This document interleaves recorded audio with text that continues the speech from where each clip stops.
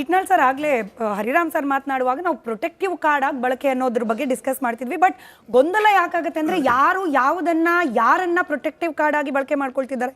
ಈಗ ಒಪ್ಪಂದ ಆಗಿರೋದು ಸಿದ್ದರಾಮಯ್ಯ ಡಿ ಕೆ ಶಿವಕುಮಾರ್ ಅವರ ನಡುವೆ ಆದರೂ ಕೂಡ ಸತೀಶ್ ಜಾರಕಿಹೊಳಿ ಅವರ ಬೆಳಗಾವಿಯ ಮನೆ ಬಹಳ ಆಕ್ಟಿವ್ ಇತ್ತು ಸರ್.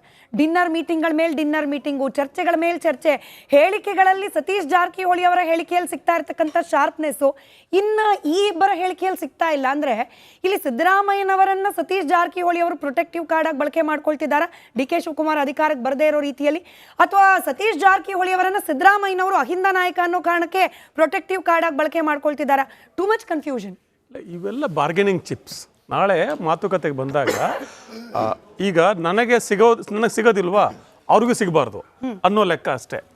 ಯಾಕಂದ್ರೆ ಸತೀಶ್ ಜಾರಕಿಹೊಳಿ ಆಗಲಿ ಬೇರೆ ಬೇರೆ ನಮ್ಮ ಪರಮೇಶ್ವರ ಹೆಸರುಗಳಾಗಲಿ ಅವರ ಸಾಮರ್ಥ್ಯ ಇತ್ಯಾದಿಗಳ ಬಗ್ಗೆ ಬೇರೆ ವಿಚಾರ. ಆದರೆ ಇವತ್ತಿನ ಚರ್ಚೆ ಅವರು ಮುಖ್ಯಮಂತ್ರಿ ಆಗ್ತಾರ ಇಲ್ವೋ ಅನ್ನೋದು ಅಲ್ಲ. ಹೈಕಮಾಂಡ್ ಮುಂದೆ ಕೂಡ ಜಾರಕಿಹೊಳಿ ಮುಖ್ಯಮಂತ್ರಿ ಮಾಡಬೇಕಾ, ಪರಮೇಶ್ವರ್ ಮುಖ್ಯಮಂತ್ರಿ ಮಾಡಬೇಕಾ, ಖರ್ಗೆ ಅವ್ರನ್ನ ಮುಖ್ಯಮಂತ್ರಿ ಮಾಡಬೇಕಾ ಅನ್ನೋ ಪ್ರಶ್ನೆ ಕಾಂಗ್ರೆಸ್ ಹೈಕಮಾಂಡ್ ಮುಂದೆ ಇಲ್ಲ. ಕಾಂಗ್ರೆಸ್ ಹೈಕಮಾಂಡ್ ಮುಂದೆ ಇರೋ ಪ್ರಶ್ನೆ D K Shivakumar and Siddaramaiah. ಈಗ ಹರಿರಾಮ್ ಅವರು ಹೇಳಿದ್ರಲ್ಲ, ದಲಿತರನ್ನು ಹೇಗೆ ಉಪಯೋಗಿಸಿದ್ರು ಹಾಗೆ ಅಂಥೇಳಿ, ಅದನ್ನು ಪ್ರಾಯಶಃ ಹೆಚ್ಚು ಕಡಿಮೆ ಎಲ್ಲ ಪಕ್ಷಗಳು ಮಾಡಿದ್ದೇವೆ ಆ ರೀತಿ. ಯಾವ ಪಕ್ಷಗಳು ಕೂಡ ಅಷ್ಟು ಮುಂದುವರಿದು ದಲಿತರನ್ನು ಮುಂಚೂಣಿಯಲ್ಲಿಟ್ಟು ಅವರನ್ನು ಮುಖ್ಯಮಂತ್ರಿ ಇನ್ನೊಂದು ಸ್ಥಾನ ಕೊಡಲ್ಲ. ಅಲ್ಪಸಂಖ್ಯಾತನ ಬಿಟ್ಟೇ ಬಿಡಿ.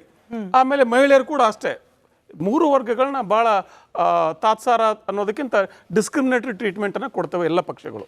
ಆದರೆ 2013ರಲ್ಲಿ ಇಬ್ಬರು ದಲಿತ ನಾಯಕರಿಗೆ ಅನ್ಯಾಯ ಆಯ್ತಲ್ಲ ಕರ್ನಾಟಕದಲ್ಲಿ, ಪರಮೇಶ್ವರ್ ಮತ್ತು ಮಲ್ಲಿಕಾರ್ಜುನ್ ಖರ್ಗೆ. ಇಬ್ಬರಿಗೆ ಅನ್ಯಾಯ ಆಯ್ತಲ್ಲ. ಯಾರು ಮಾಡಿದ್ರು? ಯಾರಿಗೋಸ್ಕರ ಆಯಿತು? ಯಾರ ಲಾಭಕ್ಕೋಸ್ಕರ ಆಯಿತು? ತಮ್ಮ ಹುಟ್ಟಿನಿಂದ ಇಲ್ಲಿವರೆಗೂ ಕಾಂಗ್ರೆಸ್ಸನ್ನೇ ನಂಬಿದಂಥ ಮಲ್ಲಿಕಾರ್ಜುನ್ ಖರ್ಗೆ ಅವ್ರಿಗೆ ಆಯ್ತಾ, ಅಥವಾ ಸಿದ್ದರಾಮಯ್ಯನವ್ರಿಗೆ ಆಯ್ತಾ, ಪರಮೇಶ್ವರ್ಗೆ ಆಯ್ತಾ? ಸೊ ಈಗ ಏನಾಗಿದೆ ಅಂದರೆ ಅನುಕೂಲ ಸಿಂಧು ಸುಮ್ಮನೆ ಮಾತಿಗೋಸ್ಕರ, ಬಾರ್ಗೇನಿಂಗ್ ಚಿಪ್ಸ್ಗೋಸ್ಕರ ಅವ್ರಿಗೆ ಬೇಡ ಜಾರಕಿಹೊಳಿ ಕೊಡಿ. Jarkiholi yes is a big leader, but it is not his turn. The question is not at all there in front of high command.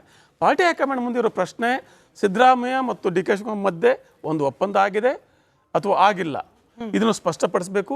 ಯಾಕಂದರೆ ಈ 2.5 ವರ್ಷಗಳ ಈ ಗೊಂದಲ, ಮಾಧ್ಯಮಗಳಲ್ಲಿ ಚರ್ಚೆ, ಜನರ ಮಧ್ಯೆ ಒಂದು ರೀತಿಯ ಕನ್ಫ್ಯೂಷನ್ನು, ಶಾಸಕಗಳ ಈ ಬಡಿದಾಟ, ಈ ಎಲ್ಲದಕ್ಕೂ ಕಾರಣ ಸಿದ್ದರಾಮಯ್ಯ ಅಲ್ಲ, ಡಿ ಕೆ ಶಿವಕುಮಾರ್ ಅಲ್ಲ. ಎಲ್ಲದಕ್ಕೂ ಕಾರಣ ಪಾರ್ಟಿ ಹೈಕಮಾಂಡ್. ಅವರೊಂದು ದೃಢವಾದ ನಿರ್ಧಾರ ತಗೊಂಡು ಇವ್ರಿಗೆ ಹೇಳಿಬಿಟ್ಟಿದ್ರೆ, ಎಸ್ ಅವ್ರನ್ನೂ ಹೇಳಿಬಿಟ್ಟಿದ್ರೆ ಒಂದು ಸ್ಪಷ್ಟತೆ ಬರೋದು. ಆದರೆ ಅದು ಮಾಡೋದಷ್ಟು ಸರಳ ಅಲ್ಲ. ಯಾಕಂದ್ರೆ ಯಾವ ಪಾರ್ಟಿ ಅಧ್ಯಕ್ಷ ಕೂಡ ಸಾರ್ವಜನಿಕವಾಗಿ ನಮ್ಮ ಮುಖ್ಯಮಂತ್ರಿ ಅರೆಕಾಲಿಕ ಮುಖ್ಯಮಂತ್ರಿ ಹೇಳೋದಕ್ಕೆ ಆಗೋದಿಲ್ಲ. ಅದು ಕೂಡ ಒಂದು ಸಂಕಟ ಇದೆ.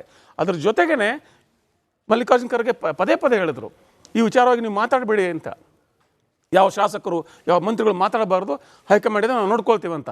ಆದರೆ ಆದೇಶವನ್ನು ಪಾಲಿಸಿದ್ರೆ ಯಾರಾದರೂ ಶಾಸಕರು ಅವರು ಹೇಳಿ ಹಿಂಗೆ ಡೆಲ್ಲಿಗೆ ಹೋಗ್ತಾರೆ, ಇಲ್ಲಿ ಶುರು. ಅಷ್ಟರ ಮಟ್ಟಿಗೆ ಕಾಂಗ್ರೆಸ್ ಹೈಕಮಾಂಡು ದುರ್ಬಲವಾಗಿದೆ. ಕಾಂಗ್ರೆಸ್ ಹೈಕಮಾಂಡ್ ಕೈ ಸೋತಿದೆ. ಹೀಗಿರುವಾಗ ಇಷ್ಟು ದುರ್ಬಲ ಹೈಕಮಾಂಡ್, ಇಂಥ ಪ್ರಬಲ ನಾಯಕರು ಇಬ್ಬರು, ಇವರು ಭಾಳ ಪ್ರಬಲ ನಾಯಕರು, ಸಿದ್ದರಾಮಯ್ಯ ಮತ್ತು ಡಿ ಕೆ ಶಿವಕುಮಾರ್ ಕರ್ನಾಟಕದ ನಾಯಕರು ಮಾತ್ರ ಅಲ್ಲ, ಕಾಂಗ್ರೆಸ್ ಮಟ್ಟಿಗೆ ರಾಷ್ಟ್ರ ಮಟ್ಟದ ನಾಯಕರು ಇವರು.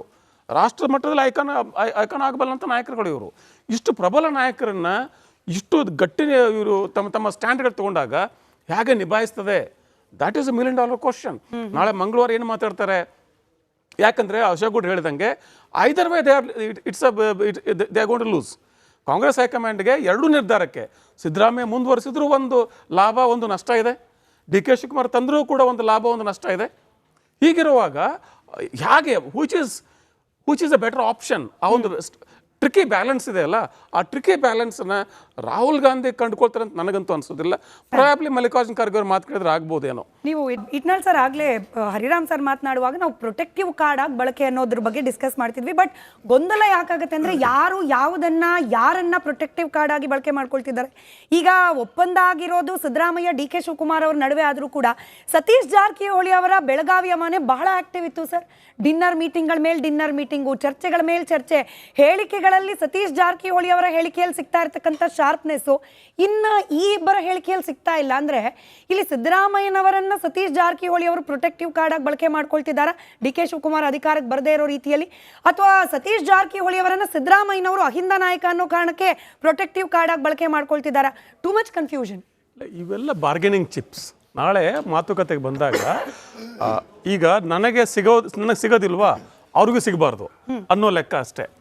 ಯಾಕಂದ್ರೆ ಸತೀಶ್ ಜಾರಕಿಹೊಳಿ ಆಗಲಿ, ಬೇರೆ ಬೇರೆ ನಮ್ಮ ಪರಮೇಶ್ವರ ಹೆಸರುಗಳಾಗಲಿ, ಅವರ ಸಾಮರ್ಥ್ಯ ಇತ್ಯಾದಿಗಳ ಬಗ್ಗೆ ಬೇರೆ ವಿಚಾರ.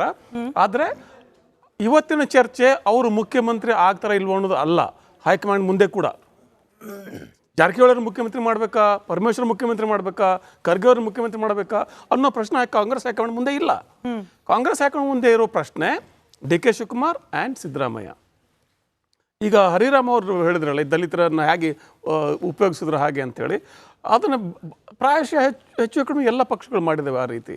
ಯಾವ ಪಕ್ಷಗಳು ಕೂಡ ಅಷ್ಟು ಮುಂದುವರಿದು ದಲಿತರನ್ನ ಮುಂಚೂಣಿಲಿಟ್ಟು ಅವರನ್ನು ಮುಖ್ಯಮಂತ್ರಿ ಇನ್ನೊಂದು ಸ್ಥಾನ ಕೊಡಲ್ಲ. ಅಲ್ಪಸಂಖ್ಯಾತನ ಬಿಟ್ಟೇ ಬಿಡಿ. ಆಮೇಲೆ ಮಹಿಳೆಯರು ಕೂಡ ಅಷ್ಟೇ. 3 ವರ್ಗಗಳನ್ನ ಭಾಳ ತಾತ್ಸಾರ ಅನ್ನೋದಕ್ಕಿಂತ ಡಿಸ್ಕ್ರಿಮಿನೇಟರಿ ಟ್ರೀಟ್ಮೆಂಟನ್ನು ಕೊಡ್ತವೆ ಎಲ್ಲ ಪಕ್ಷಗಳು. ಆದರೆ 2013ರಲ್ಲಿ 2 ದಲಿತ ನಾಯಕರಿಗೆ ಅನ್ಯಾಯ ಆಯ್ತಲ್ಲ ಕರ್ನಾಟಕದಲ್ಲಿ, ಪರಮೇಶ್ವರ್ ಮತ್ತು ಮಲ್ಲಿಕಾರ್ಜುನ್ ಖರ್ಗೆ. ಇಬ್ಬರಿಗೆ ಅನ್ಯಾಯ ಆಯ್ತಲ್ಲ. ಯಾರು ಮಾಡಿದ್ರು? ಯಾರಿಗೋಸ್ಕರ ಆಯಿತು? ಯಾರ ಲಾಭಕ್ಕೋಸ್ಕರ ಆಯಿತು? ತಮ್ಮ ಹುಟ್ಟಿನಿಂದ ಇಲ್ಲಿವರೆಗೂ ಕಾಂಗ್ರೆಸ್ಸನ್ನೇ ನಂಬಿದಂಥ ಮಲ್ಲಿಕಾರ್ಜುನ್ ಖರ್ಗೆ ಅವ್ರಿಗೆ ಆಯ್ತಾ, ಅಥವಾ ಸಿದ್ದರಾಮಯ್ಯನವ್ರಿಗೆ ಆಯ್ತಾ, ಪರಮೇಶ್ವರ್ಗೆ ಆಯ್ತಾ? ಸೊ ಈಗ ಏನಾಗಿದೆ ಅಂದರೆ ಅನುಕೂಲ ಸಿಂಧು ಸುಮ್ಮನೆ ಮಾತಿಗೋಸ್ಕರ, ಬಾರ್ಗೇನಿಂಗ್ ಚಿಪ್ಸ್ಗೋಸ್ಕರ ಅವ್ರಿಗೆ ಬೇಡ ಜಾರಕಿಹೊಳಿ ಕೊಡಿ. Jarkiholi yes is a big leader, but it is not his turn. The question is not at all there in front of high command. Party high command ಮುಂದಿರೋ ಪ್ರಶ್ನೆ ಸಿದ್ದರಾಮಯ್ಯ ಮತ್ತು ಡಿ.ಕೆ. ಶಿವಕುಮಾರ್ ಮಧ್ಯೆ ಒಂದು ಒಪ್ಪಂದ ಆಗಿದೆ ಅಥವಾ ಆಗಿಲ್ಲ, ಇದನ್ನು ಸ್ಪಷ್ಟಪಡಿಸಬೇಕು. ಯಾಕಂದರೆ ಈ 2.5 ವರ್ಷಗಳ ಈ ಗೊಂದಲ, ಮಾಧ್ಯಮಗಳಲ್ಲಿ ಚರ್ಚೆ, ಜನರ ಮಧ್ಯೆ ಒಂದು ರೀತಿಯ ಕನ್ಫ್ಯೂಷನ್ನು, ಶಾಸಕಗಳ ಈ ಬಡಿದಾಟ, ಈ ಎಲ್ಲದಕ್ಕೂ ಕಾರಣ ಸಿದ್ದರಾಮಯ್ಯ ಅಲ್ಲ, ಡಿ.ಕೆ. ಶಿವಕುಮಾರ್ ಅಲ್ಲ. ಎಲ್ಲದಕ್ಕೂ ಕಾರಣ ಪಾರ್ಟಿ ಹೈಕಮಾಂಡ್. ಅವರೊಂದು ದೃಢವಾದ ನಿರ್ಧಾರ ತಗೊಂಡು ಇವ್ರಿಗೆ ಹೇಳಿಬಿಟ್ಟಿದ್ರೆ, ಎಸ್ ಅವ್ರನ್ನೂ ಹೇಳಿಬಿಟ್ಟಿದ್ರೆ ಒಂದು ಸ್ಪಷ್ಟತೆ ಬರೋದು. ಆದರೆ ಅದು ಮಾಡೋದಷ್ಟು ಸರಳ ಅಲ್ಲ. ಯಾಕಂದ್ರೆ ಯಾವ ಪಾರ್ಟಿ ಅಧ್ಯಕ್ಷ ಕೂಡ ಸಾರ್ವಜನಿಕವಾಗಿ ನಮ್ಮ ಮುಖ್ಯಮಂತ್ರಿ ಅರೆಕಾಲಿಕ ಮುಖ್ಯಮಂತ್ರಿ ಹೇಳೋದಕ್ಕೆ ಆಗೋದಿಲ್ಲ.